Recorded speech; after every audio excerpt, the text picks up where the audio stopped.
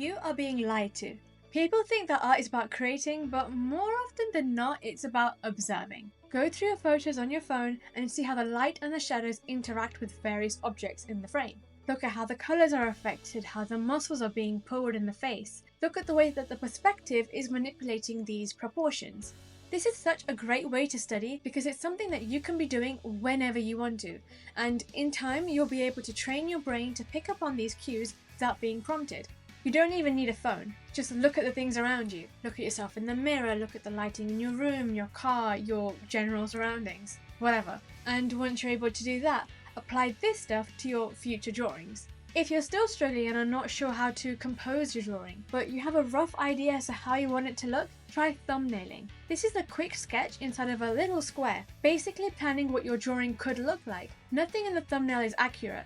It's just about figuring out where you want the pieces to go before you bring it to life. It's also a great way to brainstorm ideas for your characters and your OCs and make a plan of what you want to draw next. This can also be a great way to step outside of your comfort zone. And if you really want to push yourself, try drawing using a pen rather than a pencil. You'll find that your first several drawings will be full of mistakes and hesitation, but the more that you practice with a pen, your brush strokes will start to look more fluid, cleaner, and will overall look more confident. This will then be reflected in your drawings, especially when you use this trick to study.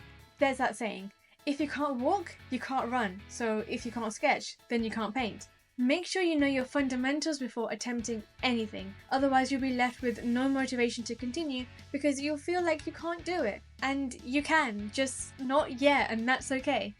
Go at your own pace, learn the things that you don't know, and this is a very important one. Draw what you want, not what you're pressured to draw. This is so important, especially at the beginning of your art journey.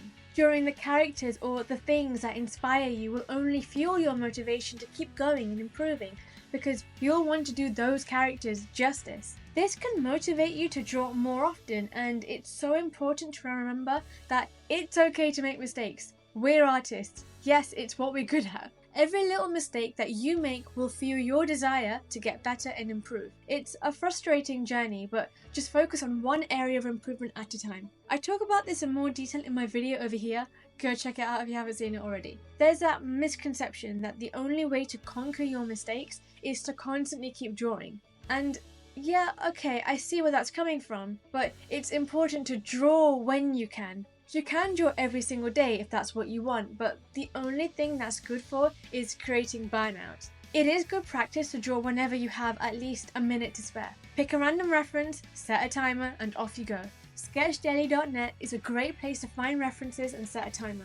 Challenges like this are a great way to build your visual vocabulary or visual library. This is basically the ability to be given a prompt and then without a reference, draw. This is something that you will learn by doing something else. It's not necessarily something that you can set time to learn. A great site to challenge yourself is by heading to randomwordgenerator.com for the more simple things, and then maybe advancing to artprompts.org for the more complex word prompts. Doing more drawings in short bursts like this is a great way to increase focus on the volume of your art rather than the quality. Yes, I did just say focus on quantity over quality, especially if you're a beginner. Because the more quick drawings that you do, the faster you'll notice that you're improving. And just because your art isn't improving as fast as somebody else, that's okay.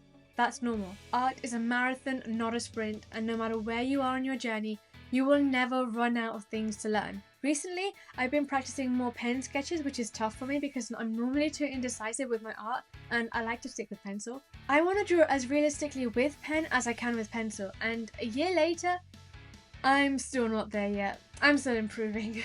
If you guys found this video helpful, like, subscribe, leave a comment so I know if you want me to make more videos like this. Also, save it to your playlist so you can watch this video again and be reminded of some of this advice. See you in the next video. Bye!